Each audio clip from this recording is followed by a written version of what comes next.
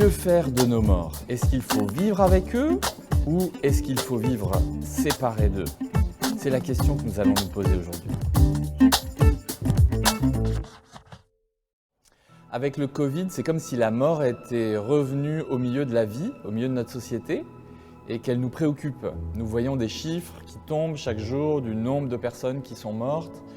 Nous comptons les barres symboliques des 100 000 morts. Et en même temps, dans ce rapport à la maladie, à la pandémie et à la mort, nous voyons que nos façons d'aborder la question sont très différentes. Parce que cette mort qui est annoncée chaque soir dans les journaux télévisés reste une mort relativement virtuelle.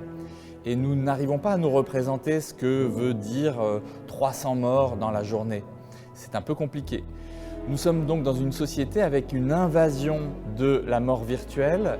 Il a été étudié que des jeunes d'une quinzaine d'années qui regardaient la télévision de façon standard voyaient une quinzaine de morts par jour sur les écrans.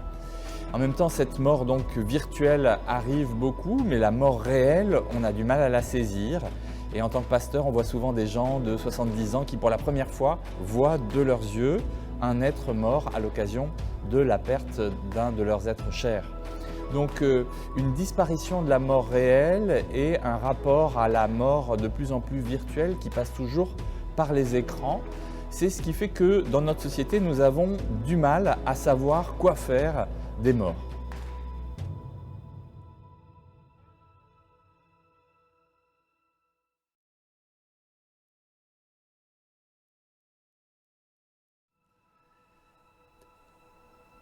On dit souvent que la façon dont on s'occupe de ces morts dit beaucoup de choses sur la façon dont on vit.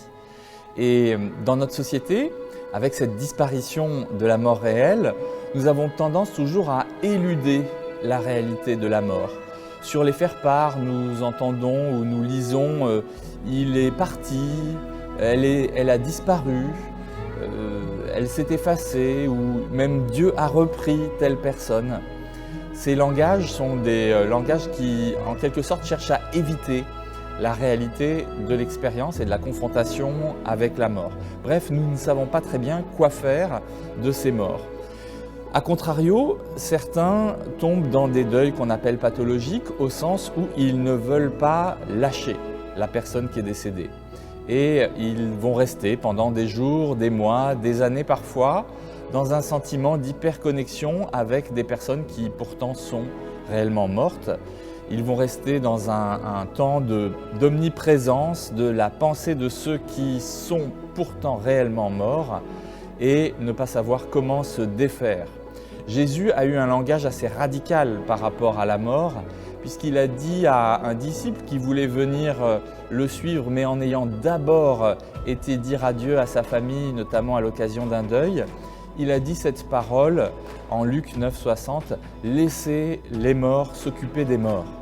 Laissez les morts s'occuper des morts. Ça veut dire que si nous nous occupons trop de la mort, nous sommes des morts nous-mêmes dès aujourd'hui, bien qu'étant en vie, bien qu'étant en train de réfléchir.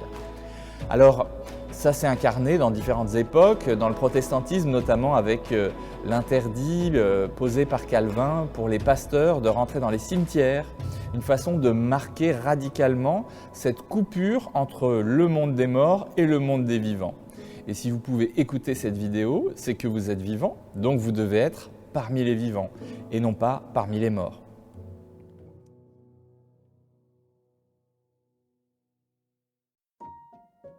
Au même moment, tout nous porte à croire qu'on peut reporter toujours notre mort, que ce soit dans des discours scientifiques où on va avoir même des crèmes qui vont nous permettre de rester jeunes du point de vue de notre visage.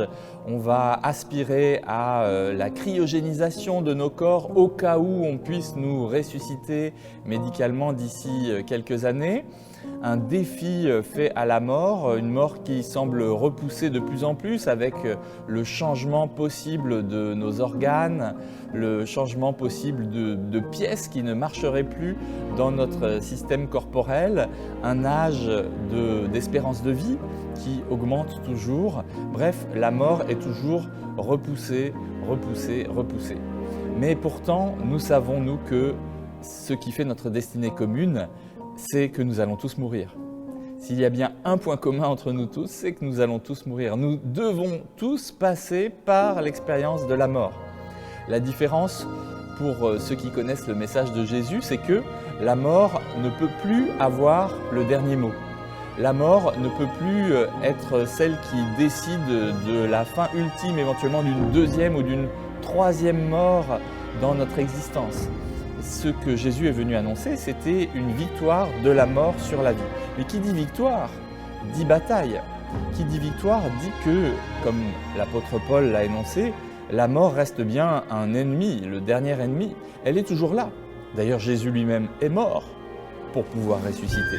Et nous-mêmes, nous ne pouvons pas ressusciter si nous ne passons pas par l'expérience de la mort. Quand Jésus nous dit « laissez les morts ensevelir les morts », il se réapproprie un passage du livre du Deutéronome au chapitre 18 où il est dit qu'on ne doit trouver personne dans la maison de quelqu'un du peuple d'Israël qui s'adresse aux morts. Personne qui finalement convoque des personnes qui viendraient de l'autre monde, de l'autre côté. Il redessine en quelque sorte une frontière radicale entre le monde des morts et le monde des vivants. Le langage que Moïse propose au peuple d'Israël, c'est d'avoir devant soi la vie et la mort, mais de choisir la vie. Finalement, toute l'Écriture nous redit une chose tellement basique que nous avons du mal à l'accepter, c'est que les morts sont morts. Les morts sont vraiment morts. Et quand bien même nous croyons en la résurrection, cette résurrection s'opérera à la fin des temps. Dans le Nouveau Testament, il y a deux types de résurrections qui sont expérimentées. Des résurrections temporaires comme celle du fils de la veuve de Naïn ou encore celle de Lazare, résurrections qui sont là pour manifester un surgissement de la vie qui va détruire le pouvoir de la maladie qui nous a fait glisser vers la mort.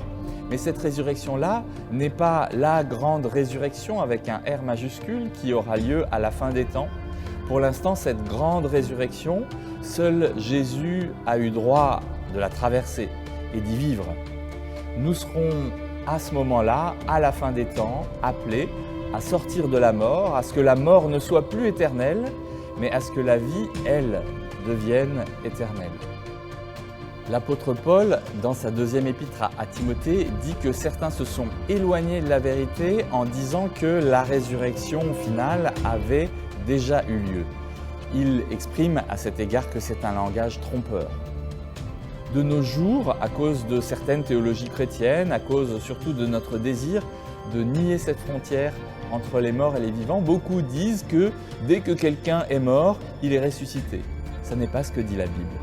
Ce n'est pas ce que dit la Bible. Acceptons que les morts soient morts, acceptons de penser à eux, acceptons d'avoir de bons souvenirs, acceptons d'être tristes, de traverser le deuil, mais restons solidement vissés à la vie.